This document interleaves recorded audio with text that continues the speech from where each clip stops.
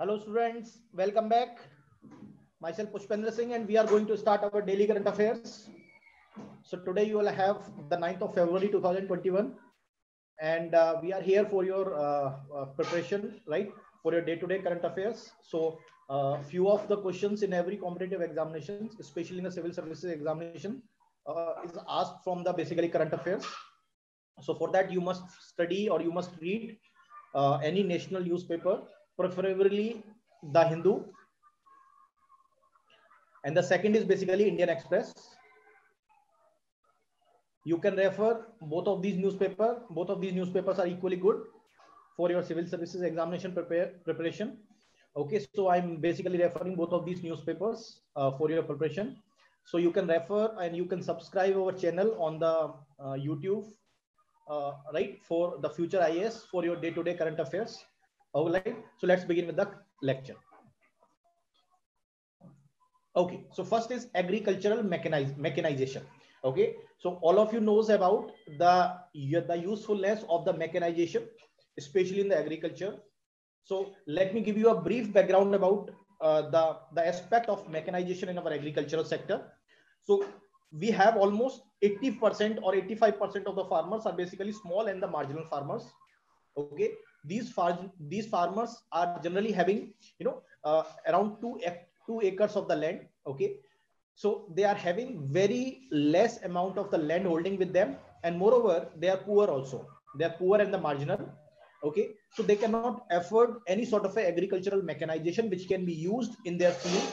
Okay, so the agricultural mechanization is used in basically in the various aspects of the farming. For example, for your plowing, for your weeding, for your cultivation, for your various aspects, for your sowing purpose also, right? For your cultivation purpose, for your extraction purpose, right? There are different ways by which you can use the mechanization in the agriculture. And the agricultural practices which we practice basically in our farms are basically subsistence, because the majority of the farmers are basically small and the marginal.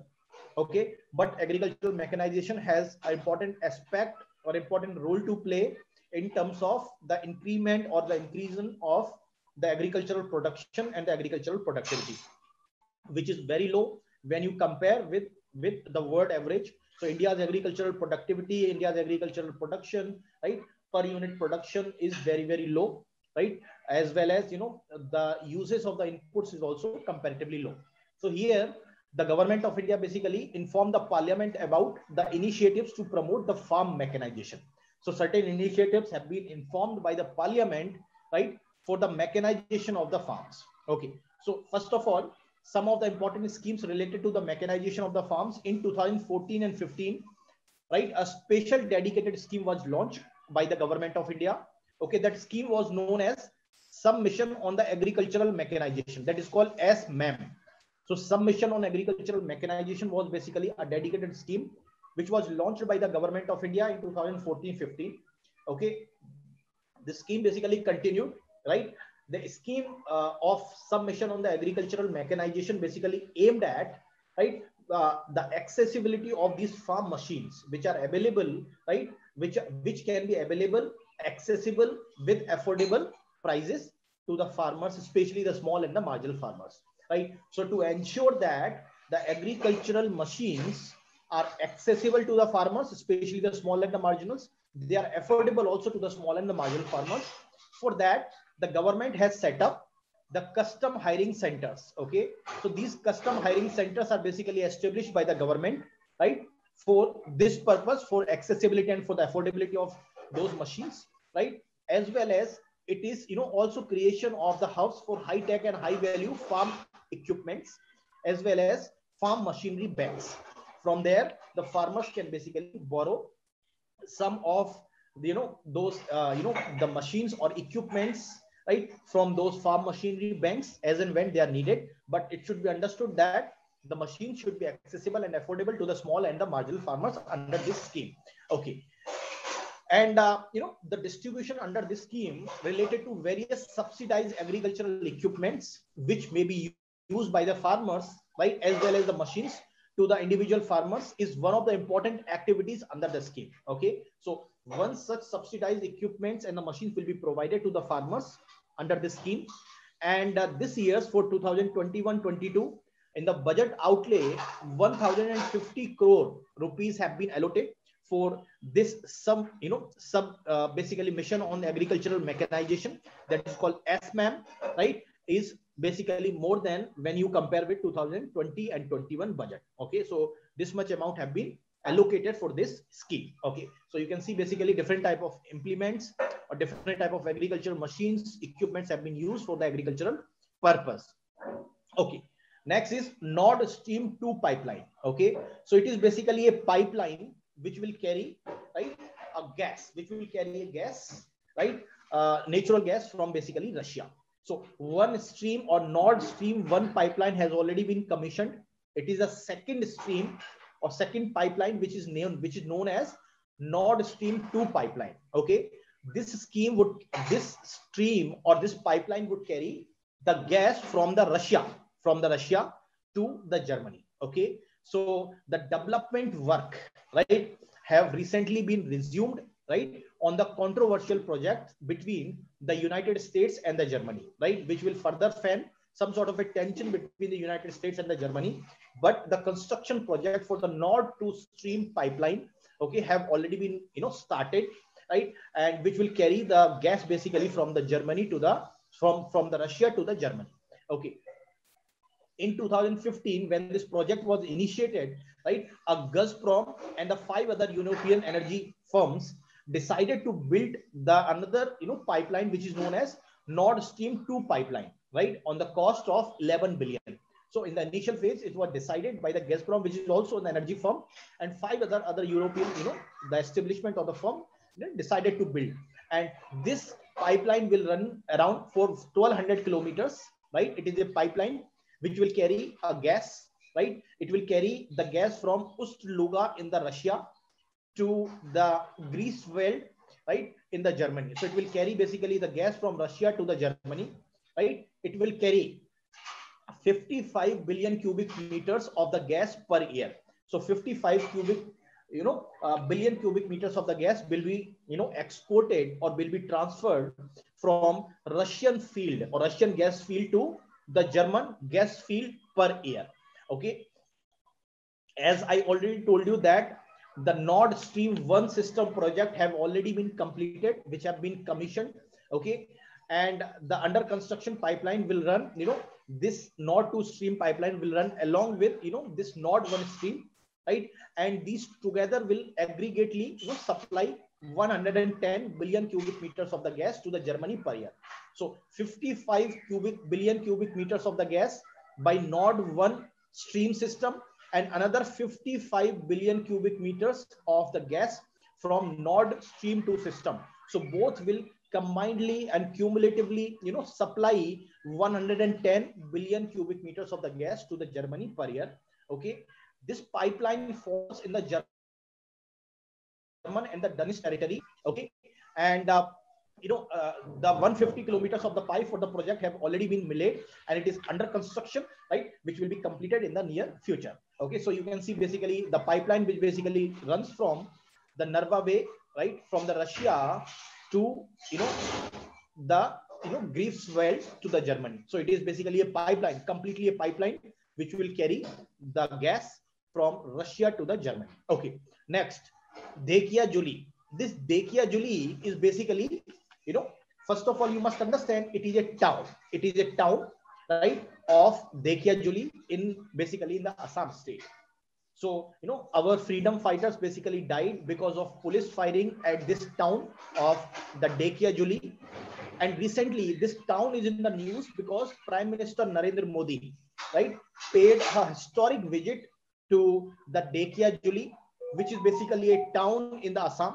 So he basically paid a visit, right, on this historic matter town where, more than 15 people was shot dead by the police firing, right, during the freedom movement, right. The Prime Minister Narendra Modi also laid a foundation stone to the 2 medical colleges in the Dekia Juli in the Assam, right, and also launch a road and the highway project in this region. All right. So why this developmental project is happening? Because of some sort of a the association of this the town with the freedom struggle. So Dekhiya Juli is associated with the Quit India movement of 1942, when the people, or the fighters basically participated in the Quit India movement, right? And the Dekhiya Juli is basically the youngest martyr of the Indian freedom struggle, where the people died, right, due to the government firing or due to the police fighting, right, during the freedom struggle.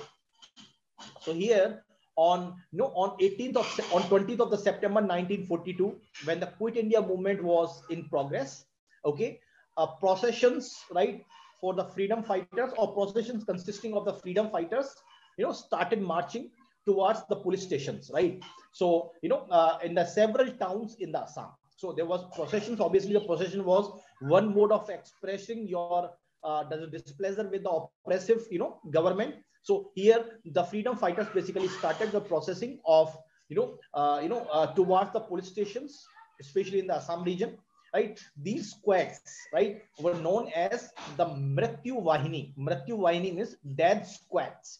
Okay, so these squads are also known as Mrityu Vahini for their fire-safe approach, right? And these fire-safe approach, or these Mrityu Vahini, has the diverse or very significant participation, and which also include the women and the children in this, in their participation.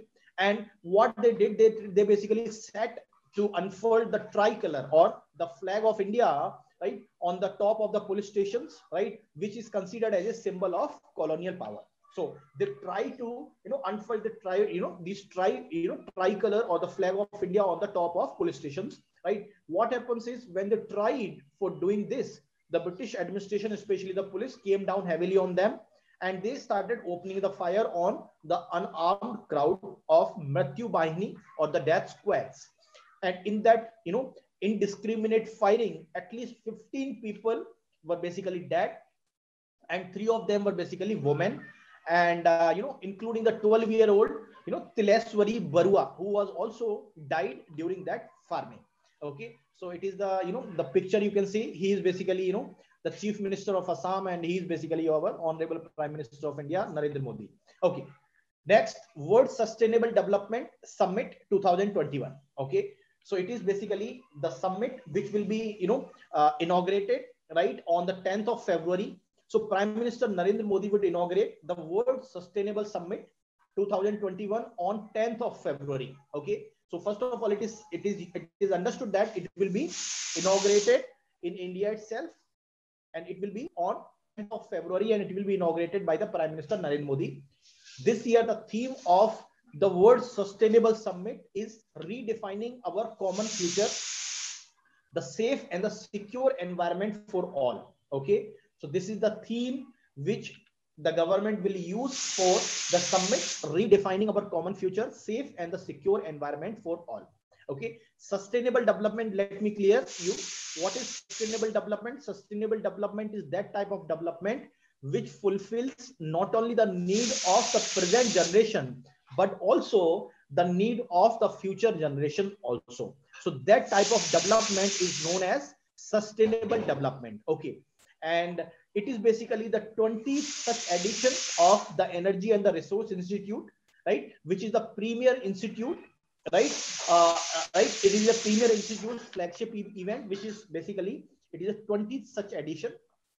And this summit, or World Sustainable Energy Summit, will basically, have the diverse participation from the government, from the business leaders, from the academicians, from the scientists, especially the climate scientists, from the youths, from the civil society, right, which combinedly and cumulatively fight against the climate change. All right, so it will have the diverse, participants from almost every walk of the development. All right, and the India's Ministry of Environment, Forest and Climate Change, that is called the Ministry of Environment, Forest and Climate Change. All right, this ministry and the Ministry of New and Renewable Energy and the Ministry of Earth Sciences are the key partners of the summit.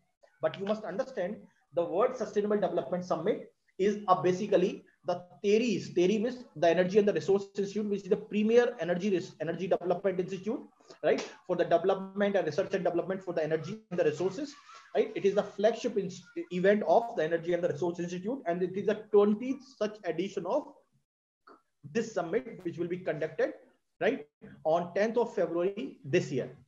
All right. So it is basically a logo. You can see it is the Energy and the Resource Institute, TERI. It is the 20, which signified is the 20th such edition of the TERI's flagship event, and it is the logo World Sustainable Development Summit 2021.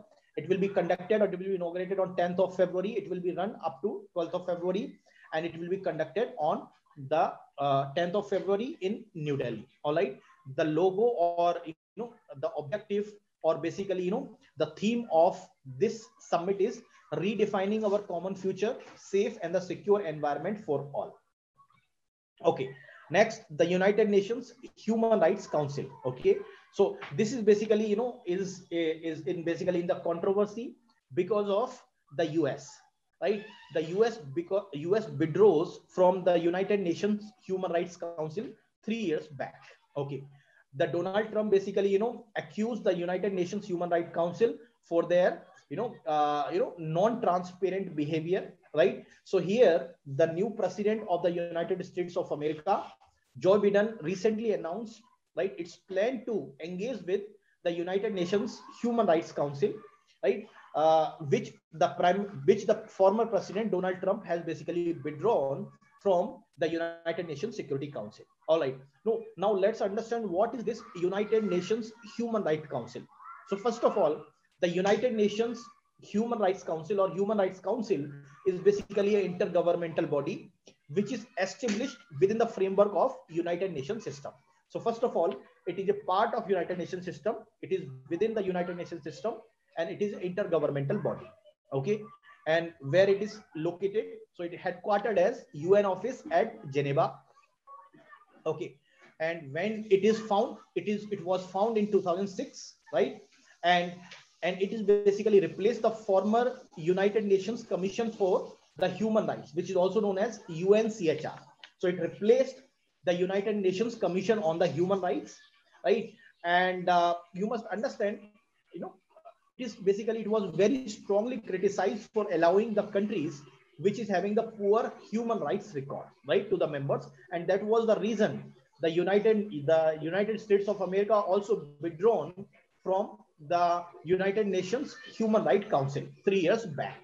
Okay. Now let's understand the functions of United Nations, the Human Rights Council. So the first most important function is it investigates the allegations of the breaches of the human rights in the United Nations member states. So if there is any sort of allegations of the human rights issues or the breach of the human rights, right, this institution or United Nations, Human Rights Council basically, try to investigate that allegations related to the human rights. Okay.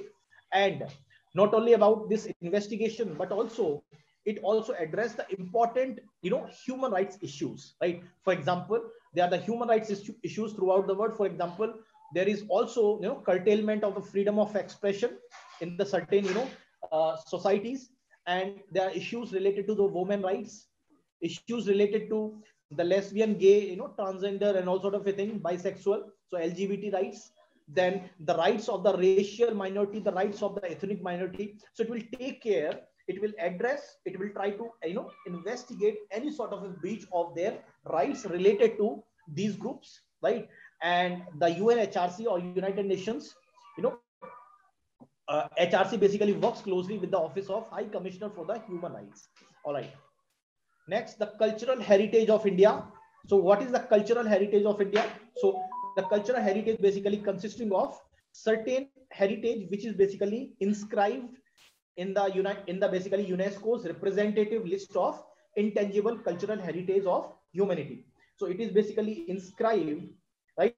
It is basically inscribed with, within the UNESCO's representative list of intangible cultural heritage of humanities. So they are basically certain sites of the cultural heritage which are found in India, right? Which are inscribed in this representative list. So recently, the cultural heritage of India, it is in the news because of the Minister of Culture and the Tourism informed the Parliament about certain measures have been taken, right, for preserving and promoting of traditional cultural heritage of India. So certain measures have been taken for the preservation of cultural heritage in India. So the minister basically, informed the Parliament that the several schemes have been formulated for preservation, for promoting this cultural heritage of India. For example, the scheme for the safeguarding the intangible heritage and the diverse cultural tradition of India. It is a flagship scheme, right, for safeguarding the intangible heritage and the diverse cultural tradition in India was basically launched. And the objective of this scheme is basically to promote the intangible cultural heritage. Intangible means you cannot quantify it, right? It is a rich intangible cultural heritage, right? To safeguard them, to promote them, a scheme was launched. And moreover, from India, 13 intangible cultural heritage sites or elements have been inscribed already in the UNESCO's representative list of intangible cultural heritage of humanity. So 13 such elements have been inscribed under 2003 Convention of UNESCO. Okay, and it is the first step towards making the inventory of intangible cultural heritage. Inventory means it is a list of the intangible cultural heritage which will be built or which will be formulated at the national level, right? For that, the Ministry of Culture have put a list on the website, on its website, right, in the April 2020, right? And it is named as the National List of Intangible Cultural Heritage. So this list consisting of certain elements of intangible cultural heritage, and it will definitely help in the safeguarding and promoting of the intangible cultural heritage from India, right?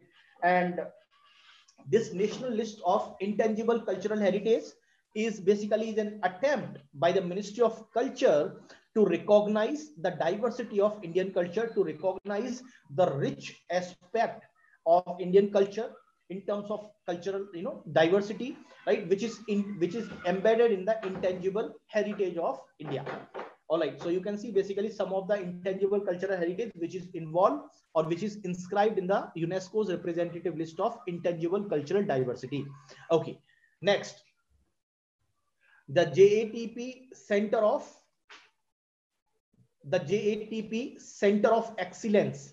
JATP means it is a Joint Advanced Technology Program. JATP means Joint Advanced Technology Program, right?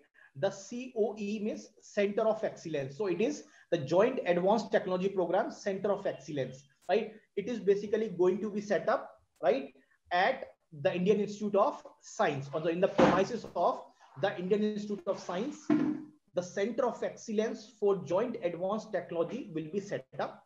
So here, the Defense Research Development Organization signed a memoranda of understanding with Indian Institute of Science, IISc Bangalore, for the creation of this Center of Excellence, which is known as Joint Advanced Technology Program Center of Excellence. Okay, what is the use of this Center of Excellence? It will expand the scope and the objective of existing, any sort of a program which is related to the advanced technology. Okay, so this Center of Excellence will be, located in the campus of Indian Institute of Science, which is located in the Bangalore. Okay, which is located in the Bangalore, and it will basically enable, certain set of applied and the basic research, right, which is there in the cross-cut domains, right? So it will involve in the basic and the applied research, and it will also engage the premier research institutions, right? Right, the IISc basically try to involve, various premier research institutions along with the DRDOs through the multidisciplinary and the multi-institutional collaboration. So obviously, for any sort of a cutting research, right, cutting edge research, you need the multidisciplinary, multi-institutional collaboration. You need the coordination with the premier research institutions. Then only any sort of a joint advanced technology program can be successful in that respect. Okay. Now, this focus research aspect, right? Obviously, what is another aspect of this focus research? The another aspect is to develop the state-of-art technologies, right? State-of-art technologies, which means certain set of indigenous technologies, right? Especially in the critical areas. For example, you have the space, you have atomic energy, right? So you have the nuclear energy. So in such critical areas, in the medical field also, right? You need to build the indigenous technology. You need to develop the state-of-art technology in the engineering skills also, right? And for that, a collaborative and multi-stakeholder approach is very much important for, for realization of such technologies, right? As per the MOU, the Defense Research and Development Organization would support this joint, advanced technology program, right?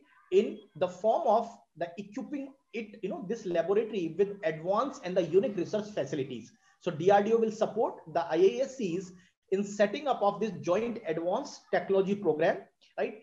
In terms of providing the research facility, in terms of providing the advanced research facilities, right? Which will definitely enable the faculty and the scholars, right? VSCs and faculty of other premier institutions and the scholars to conduct advanced research, okay, and which will basically, try to facilitate for advanced research to utilize the technology which we are having to overcome certain set of futuristic applications, right? To develop the state-of-art technology also to solve real problems which we are facing currently. Okay. Next, the glacial lake outburst floods, that is called GLOFS. So what, first of all, in the last 2 days, you are hearing the news related to the glacial lake outburst related floods. So the glacial break is very, become now very often due to the climatic changes, due to the climatic variations. And this glacial break or glacial lake break has caused the flash floods also in the Chamoli district of Uttarakhand, right? So this flash flood is basically causing a lot of damage to the basically, especially in the Himalayan region. Recently, the Chamoli district have come under the grip of this glacial lake outburst, and which killed even hundreds of the people in the Chamoli district. Okay, so what is happening is that you must understand, the mechanism behind this glacial break. So due to the climatic changes or due to the environmental changing, right, what is happening is that the glaciers are melting, okay? And what happens is that the glaciers also consisting of, the pebbles, sands, ice residues. So what happens is whenever the glacier melt due to this climatic changes, right, the glaciers left behind certain loose materials, right, which are known as moraines, So moraines consisting of, some of the loose materials, like sand, pebbles. So what happens is these material would basically deposit, right, at the periphery of the glacier where it left out. And what happens is due to the continuous, weather change and the climate is the water basically accumulate in this small region, right? And this is not a small region. Gallons of the water basically stored, right? Now this water is stored with the help of this, the glacier at one side, and another side is basically this moraine, or the basically, some of the leftover, the loose sediments, pebbles and sand, which basically also collect this water. And this we call the glacial dam. And here you must understand, it is naturally caused because of climatic change. No human element is involved in this. It is naturally caused, and it is located at the higher reaches of Himalayas. So you can think of, if such dam breaks, it will all of a sudden releases the gallons of the water, right, to the downstream, and that may basically, engulf the, the localities which are lying in the basically downstream side. So this glacial lake lake outburst floods refers to the flooding that occurs when the water which is dammed by the glacier or the moraine is released suddenly. So that is what I was trying to explain you. When this basically system of one side you have the glaciers, another side you have the moraines or the deposition from the glaciers, when it breaches out or when it breaks down, what happens is it will all of a sudden releases the gallons of the water to the downstream, and which basically inundated the downstream localities which are there. So that is what is happening in the Chamoli district of the Uttarakhand, right? So unlike the earthen dam, where you have the element of human involvement, where the concrete dam or earthen dams are there, which are very strong, right, which are also susceptible to breach, but obviously that are strong comparatively. But this moraine dam, they are comparatively weaker. Okay, that may happen, that abrupt failure of the dam may cause the release of this large volume of the water all of a sudden. Okay, and it is having a potential of releasing of millions of the cubic meters of the water within the short period of the time. And what will happen to the downstream locality? Obviously catastrophe. So catastrophic flooding will be there, right? The reason is basically of this glacial retreat, is glacial outburst, is because of glacial retreat. And why this glacial retreat is happening? Because of climatic change. Okay, and it is most part of the Hindu Kush Himalayas has given rise to the different numerous the glacial lakes. These glacial lakes are susceptible to breach, and which is also the major cause of glacial lake outburst floods, especially in the Himalayan region. Okay, and inventory in the monitoring of the glacial lakes and the water bodies in the Himalayan region, right, shows that there are 352 such glacial lakes and the water bodies, right, basically in the Indus basins. There are 283 such glacial lakes basically in the Ganga region or in the Ganga basin, and there are 1393 glacial lakes, right, in the Brahmaputra basin. So you can assume that if these 352, 283 and 1393 glacial lakes, if they breach, what will happen? It will release tremendous amount of, right, the billions of the cubic meter of the water, right, to the downstream locality, and it will definitely cause a catastrophic flooding, especially to the downstream region. So continuous monitoring of these glacial lakes are most important. Okay, relocation of the locality can also be one such step. Okay, next, Einsteinium. Einsteinium, first of all, you must understand, it is an element. It is an element which is having, right, which is having the number in the periodic table 99. So what happens is, why this Einsteinium, it is named after the famous scientist Albert Einstein. So this Einsteinium, which is the element in the periodic table at 99th spot. Okay, so what is happening is that a team of scientists at the Berkeley lab, right, have reported some of the properties of this Einsteinium, which is the element at 99th place in the periodic table, right? And this properties have been published in the journals Nature last week, right? And first time the researchers are able to characterize some of the properties of the element because of its unique aspect, that it is not found in the natural form, right? Its isotopes are not found in the natural form because it has the short half-life. It is a short half-life.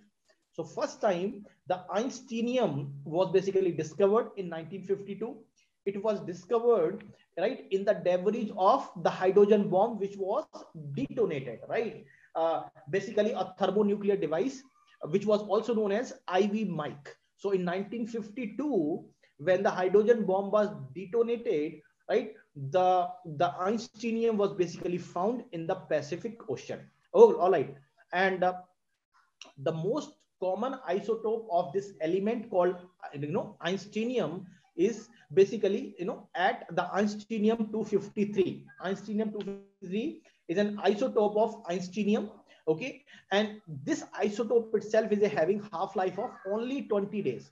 So only 20 days. So it is not possible, right, for this isotope to found, right, in the nature, right, more than 20 days. So you can see that is the reason it is not found naturally, right? It is not found in the nature because of high radioactivity, right, and short half-life of Einsteinium isotopes. You see, the short half-life is only 20 days, and that is the reason it is not found naturally, right? And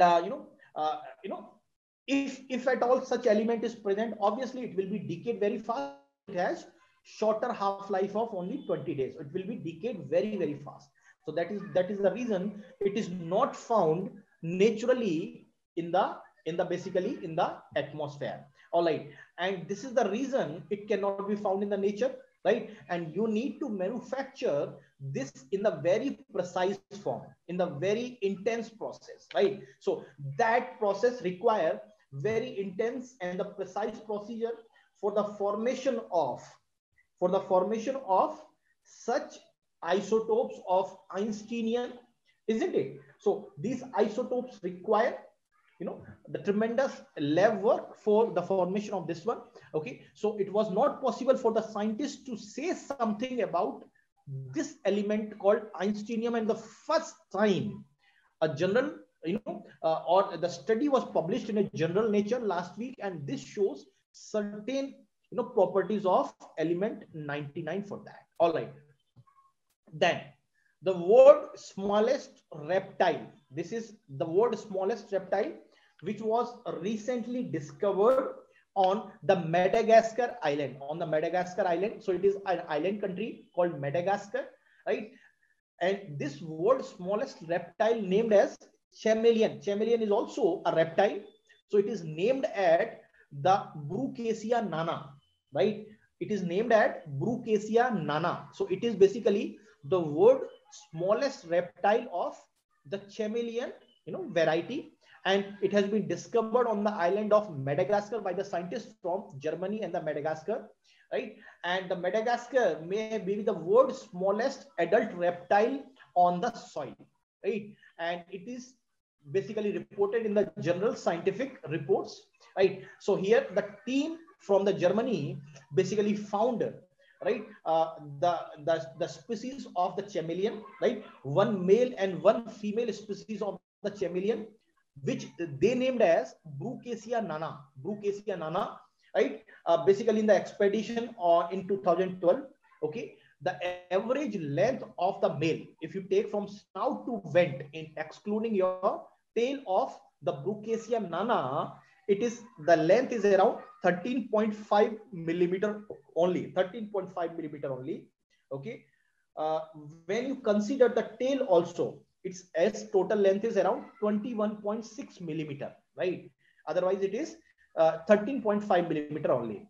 Previously, another variety of chameleon, which is known as Brookesia micra, right, which was having the smallest, the reptile record, right, in his name. So now it has been replaced, right, by the Brookesia nana. So previously the Brookesia micra was considered to be the smallest chameleon species, right? Its average length is around 16 millimeter when you talk from snout to vent, and it is around 29 millimeter with the tail. So you can see the Brookesia nana is only 13.5, but Brookesia micra is 16 millimeter. So obviously the nana is smaller.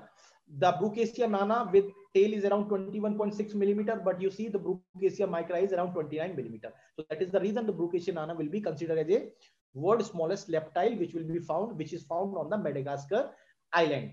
Okay, and reptile basically comes from the wide ranges, obviously, right? The longest, python is around 6.25 meter. So consider the length 6.25 meter is almost as long as 289 Brookesia nanas. If you join that, right, it will be to that length. So this Brookesia nana, which is a species of a chameleon, have been found on the island of Madagascar. It is the world's smallest reptile, which was discovered by the scientists from the Germany on the islands of the Madagascar. Right? It is the world's smallest adult reptile. It is not a world's smallest adult reptile which have been discovered. All right. So you can see it is the island of Madagascar. All right. So thank you very much for attending this session. We'll meet again tomorrow. Thank you very much.